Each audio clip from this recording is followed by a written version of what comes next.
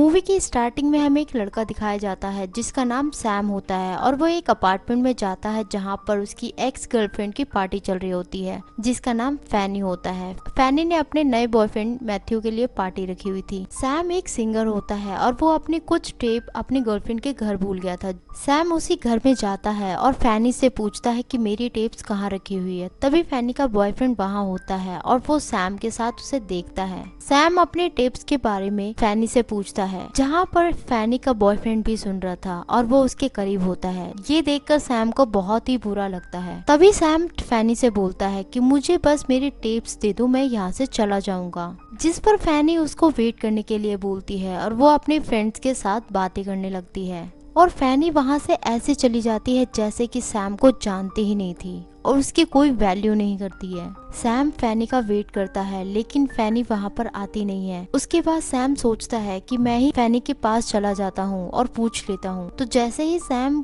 फैनी के पास जाता है तो फैनी गुस्सा हो जाती है और उसे बोलती है कि म्यूजिक टेप ऊपर वाले रूम में रखी हुई है। उसके बाद सैम टेप लेने के लिए चला जाता है। जाते हुए सैम से एक आदमी की टक्कर हो जाती है और उसके नाक पर बहुत तेज से लग जाता है और देखते हैं कि उसके नाक से ब्लीडिंग होने लगती है। टेप उठाने के बाद उसे बेहोशी सा फील होता है लेकिन देखते हैं कि वो वहाँ पर बेहोश हो जाता है। उसी रात हम देखते हैं कुछ लोगों की चीखने और चिल्लाने की आवाजें आती हैं। नेक्स्ट डे मॉर्निंग में हम देखते हैं सैम जैसे ही रूम के बाहर निकलता है दीवारों पर खून लगा हुआ था। पूरी चीजें तहस नहस हो रखी थी, हर जगह बिखरी हुई थी। वो थोड़ी ही दूर जैसे बढ़ता है तो वहाँ पर फैनी एक ज़ॉम्बी में बदल चुकी थी। फैनी जैसे ही सैम को आगे मारने के लिए दौड़ती है तो सैम दरवाजा बंद कर लेता है और सैम विंडो से झांकता है तो वो पूरा शहर ज़ॉम्बी में बदल चुका होता है और वो समझ जाता है कि उसके अलावा बाकी के लोग सारे ज़ॉम्बीज में बदल चुके हैं। उसके बाद वो अपना फोन देखता है तो उसे पता चलता है कि पेरिस पूरा ज़ॉम्बीज में बदल चुका है और अब ऐसा कोई भी नहीं है जो कि सैम की मदद कर सके। उसके बाद सैम छत पे जाता है तो वहाँ पर भी उसको कोई भी नहीं दिखता है। उसके बाद सैम नीचे वाले कमरे में आता है और वो उस रूम को साफ करने लगता है ताकि वो वहाँ पर कुछ दिन रह सके। जैसे ही फ्लोर साफ करता है वहाँ पर फ्लोर से कुछ आवाज आती है, ऐसा लगता है कि किसी ने फायर कर दिया हो और उसी छेद में से नीचे देखता है तब वहाँ पर एक आदमी दिखता है जो कि उस आदमी ने खुद को फायर कर लिया था। उसके बाद सैम नीचे जाता है, सारे लोग मर चुके थे और वहाँ पर एक गन रखी थी जो कि सैम ने उठा ली थी। उसके बाद वो अपार्टमेंट का दरवाजा बंद कर देता है और वो अपने खाने का इंतजाम करता है। उसके बाद वो ऑफिस से चाबी लेता है ताकि वो अलग अलग रूम को देखकर वो रह सके। जैसे वो रूम को देखने जाता है वहाँ पर एक आदमी आता है और सैम पर अटैक कर देता है और वो जैसे तैसे उससे छूट गया था और वो हर रूम में क्रॉस करता जा रहा था जहाँ पर उसे ज़ॉम्बीज दिख रहे थे। ऐसे ही वो रूम को ढूंढते ढूंढते एक रूम में पहुंच गया था जहाँ पर कुछ म्यूजिक के इंस्ट्रूमेंट्स रखे थे। क्योंकि वो खुद एक म्यूजिशियन था इसलिए उसे बहुत ही ज्यादा इंटरेस्टिंग लगता है। उसके बाद वो उस रूम से निकल जाता है और वहाँ पर एक ज़ॉम्बी को लिफ्ट में बंद कर देता है और वो अपने रूम में आ जाता है जहाँ पर वो म्यूजिक को सुनता है और मस्त हो जाता है। नेक्स्ट डे मॉर्निंग में सैम हर जगह ज़ॉम्बी ही ज़ॉम्बी देखता है और वो सोचने लगता है कि अब मुझे भी इन्हीं के बीचों में रहना पड़ेगा, जिस खातिर वो अपने खाने का इंतजाम करता है और वो वहाँ पर रहने लगता है। और वो बहुत ही ज्यादा अकेला हो गया था क्योंकि उसके साथ ना तो कोई बात करने वाला था ना तो उसके साथ कोई रहने वाला था। वो अपनी बोरियत को हटाने के लिए ड्रम बजाने लगता है ताकि वो खुद को एंजॉय कर सके। ऐसे जीते जीते एक महीना गुजर जाता है और पता भी नहीं चलता है। नेक्स्ट सीन में हम देखते हैं सैम कुछ स्मेल करता है और वो वहाँ पर देखता है कि एक कपल की लाश मिली थी। सैम उस लाश को फेंकने का प्लान करता है तो देखता है कि बाहर सारे ज़ॉम्बीज थे और वो ऐसे इंसान की लाश ज़ॉम्बीज के बीच में नहीं फेंक सकता था, इसलिए वो एक चादर में लपेटकर एक कमरे में बंद कर देता है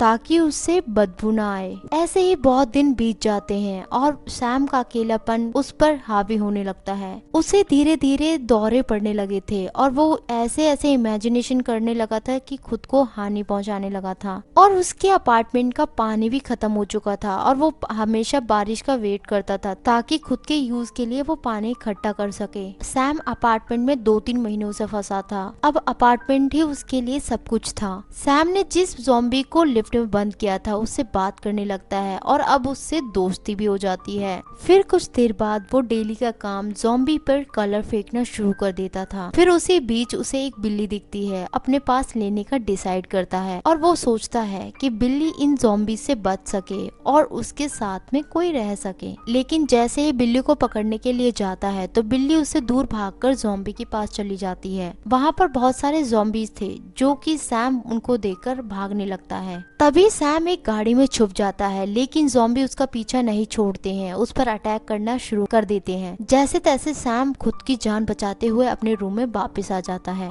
लेकिन ये बात सच हो चुकी थी कि जानवरों के लिए भी अब मैं एबनॉर्मल हूँ, बाकी जो ज़ॉम्बीज हैं वो सारे नॉर्मल हैं। तभी वहाँ पर बिल्ली को ज़ॉम्बी के पास देखता है, उसे देखकर बहुत ज्यादा गुस्सा हो जाता है, जिसकी वजह से सैम बिल्ली को ही शूट कर देता है। कार में स्ट्रगल करने के बाद सैम को चोट लग गई थी और उसके बाद वो खुद मरहम पट्टी करने लगता है और सैम को ये फील होने लगता है कि कहीं वो भी ज़ॉम्बी ना बन जाए। नेक्स्ट सीन में हम देखते हैं सैम बहुत ज्यादा अकेला था और ऐसे ही कई महीनों बीत जाते हैं और वो खुद को सुसाइड करने की सोचता है, लेकिन सुसाइड नहीं कर पाता है। और भी टाइम बीत जाता है और दूसरा सेशन स्टार्ट हो जाता है। उसकी मेंटल स्टेट बहुत ज्यादा हिल चुकी थी और अब सड़क पर ज़ॉम्बी दिखना बंद हो चुके थे। लेकिन सैम को पता था कि ज़ॉम्बीज यहीं कहीं हैं और वो ड्रम को बजाना शुरू कर देता है। उसके बाद कई सारे ज़ॉम्बीज आकर एक के ऊपर एक चढ़ने लगते हैं, सैम की तरफ पहुंचने की कोशिश करते हैं। सैम भी उनसे मजे लेने लगता है और उनके सामने जाकर बहुत तेज तेज से ड्रम बजाने लगता है। फिर कुछ समय बाद रात में उसे कुछ आहट सुनाई देती है।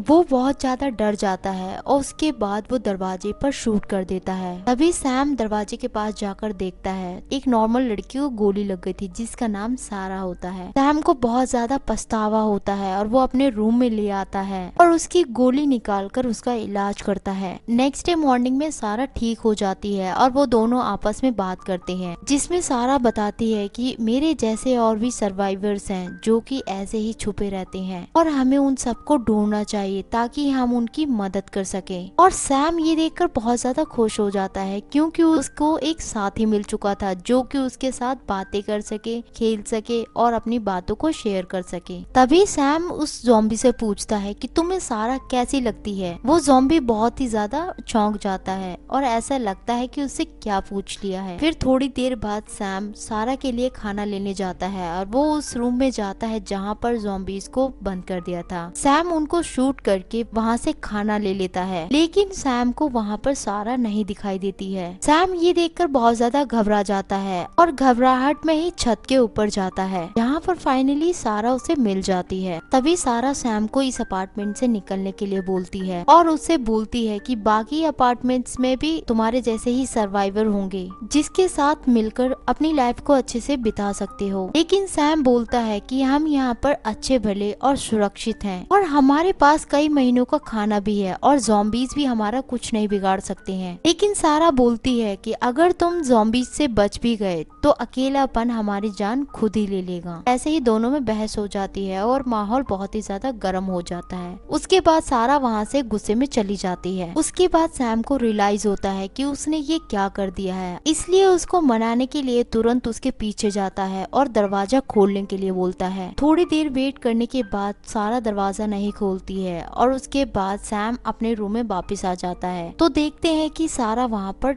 मरी हुई पड़ी थी। और यहाँ पर हमें पता चलता है कि सारा तो उसी दिन मर चुकी थी जब सैम ने गोली मारी थी। अब तक सिर्फ सारा को इमेजिन ही कर रहा था। वो बहुत ही ज्यादा हिम्मत को जुटाता है और वो अच्छा सा गुड बाय सारा को बोलता है और उसे ये समझ आ जाता है कि ऊपर वाले ने उसके सबकॉन्शियस माइंड के साथ उसे यहाँ से बाहर निकलने के लिए मोटिवेट किया है। अब वो बाहर जाने का डिसाइड करता है और यहाँ से निकलने का प्लान बनाता है। उसके पास जितनी भी टेप्स थी और उसके पास जितनी भी यादें थी वो सबको जला देता है। उसके बाद वो ज़ॉम्बी फ्रेंड को भी आजाद कर देता है, जो कि वो ज़ॉम्बी उसको कुछ नहीं कहता है। वो नीचे जाने की सोचता है लेकिन अचानक से उसने आग लगाई थी और सारी टेप्स को जला दी थी। उससे फायर अलार्म बज जाता है जिससे कि वो सारे ज़ॉम्बीज बिल्डिंग में आने लगते हैं। सैम उन पर शूट करने लगता है क्योंकि वो बहुत सारे ज़ॉम्बीज थे तो उनको शूट न करने के बजाय वो खुद ऊपर भागने लगता है। वो लिफ्ट के थ्रू ऊपर जाने लगता है और वो एक रूम में पहुंच जाता है, जहाँ पर हम देखते हैं कि एक ज़ॉम्बी उस पर अटैक कर देता है, लेकिन जैसे तैसे सैम खुद को बचा लेता है और एक बड़े से सोफे से